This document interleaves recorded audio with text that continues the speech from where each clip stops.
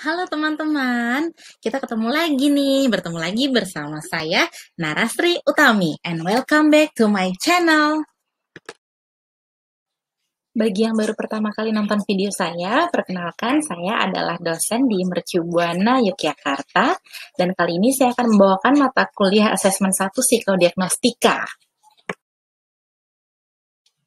Di video kali ini kita mau membahas sesuatu, yaitu kita akan membahas sebuah alat tes intelijensi yang bernama CFIT. Alat tes intelijensi CFIT ini biasanya dipakai untuk individual maupun juga bisa dipakai untuk kelompok, tergantung usianya.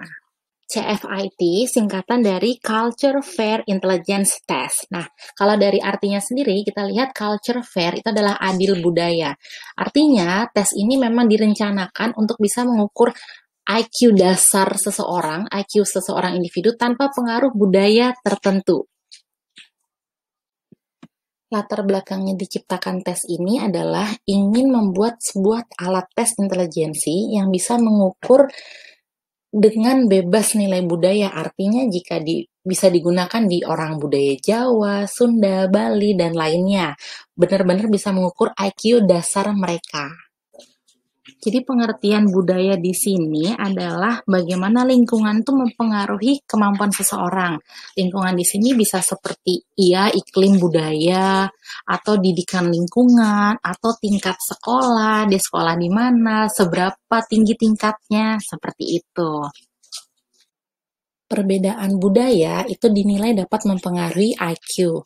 Oleh karenanya, alat tes CFIT ini diharapkan benar-benar dapat mengukur potensi dasar seseorang tanpa pengaruh itu semua. Jadinya orang yang tidak sekolah pun bisa kita tes pakai CFIT. Orang budaya apapun bisa kita tes pakai tes ini. Baiklah, sekarang kita kenalan dulu dengan pencipta alat tes CFIT, namanya Raymond Bernard Kettle. Beliau itu seorang psikolog berkebangsaan Inggris, lahirnya di Inggris pada tahun 1905, meninggalnya di Amerika pada tahun 1998. Umurnya panjang ya, umurnya 92 tahun. Beliau ini dinobatkan sebagai psikolog paling produktif di abad 20.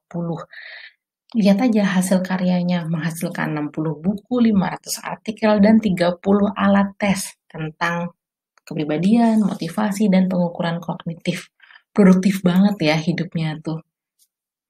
Beliau ini dikenal sebagai pioner pembuat alat tes berdasar faktor analitik metode. Jadi diukur secara statistik untuk mengetahui dimensi-dimensi dasar kognitifnya. Jadi dia menghindari membuat alat tes hanya berdasarkan subjektif verbal teorizik aja, begitu. Berdasarkan perhitungannya menggunakan analisis faktor, Kettle mengungkapkan bahwa intelijensi itu terdiri dari dua faktor, yaitu fluid intelligence dan crystallized intelligence. Dan teori ini merupakan tonggak perubahan pada teori intelijensi yang masih digunakan sampai detik ini. Kita bahas satu-satu apa itu yang dimaksud dengan fluid intelligence atau yang sering dikenal dengan GF, dan apa itu yang dimaksud dengan crystallized intelligence atau yang sering dikenal dengan istilah GC. Fluid intelligence atau fluid ability merupakan kemampuan menyelesaikan masalah baru dengan menggunakan kemampuan reasoning atau penalaran. Kemampuan ini merupakan kemampuan dasar bawaan yang tidak terkait dengan latihan, tidak terkait dengan sekolah, dan tidak terkait dengan pendidikan. Crystallized intelligence ini merupakan pengetahuan yang berasal dari pendidikan, jadi sangat bergantung dari hasil pendidikannya. Jadi dia merupakan pengetahuan kekayaan bahasa, informasi, konsep yang disimpan dari hasil belajarnya yang telah ditempuh selama ini. Nah, CFIT termasuk ke dalam Fluid Intelligence Test, artinya tes yang meminimalisir sebisa mungkin dampak dari latihan, dampak dari pengalaman sekolah. Artinya di tes ini sama sekali tidak ada soal verbal, tidak ada soal pengetahuan, semuanya adalah soal penalaran yang berupa gambar atau non-verbal. CFIT itu nanti dibagi menjadi 3 skala berdasarkan usianya. Ada CFIT skala 1, CFIT skala 2, dan CFIT skala 3.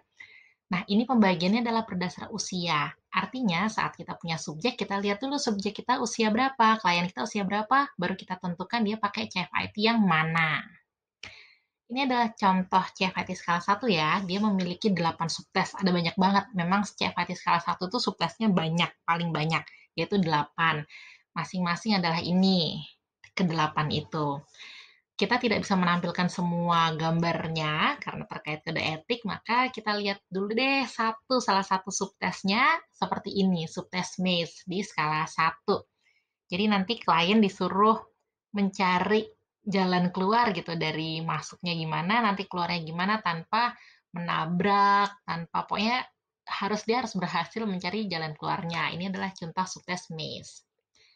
Kalau untuk subtes, untuk CFIT skala 2 dan CFIT skala 3, itu subtesnya nggak sebanyak CFIT skala 1. Jadi subtesnya cuma ada 4, yaitu Series, Classification, Matrix, and Condition.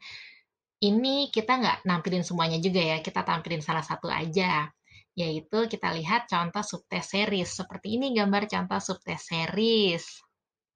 Jadi nanti klien diminta melengkapi gambar yang masih kosong itu, pakai di pilihan yang ada di kanan. Yang kanan tuh nanti harusnya ada tulisan A, B, C, D, E gitu misalnya. Jadi dia nanti memilih salah satu jawaban yang ada di kanan. Nah, begitu teman-teman video kita tentang CFIT. Semoga teman-teman mendapatkan manfaat ya. Semoga video ini membawa pencerahan gitu. Semoga pokoknya bermanfaat ya buat kita semua. Sampai ketemu di video-video berikutnya. Salam dari saya, Narasri Utami. See you. Bye-bye.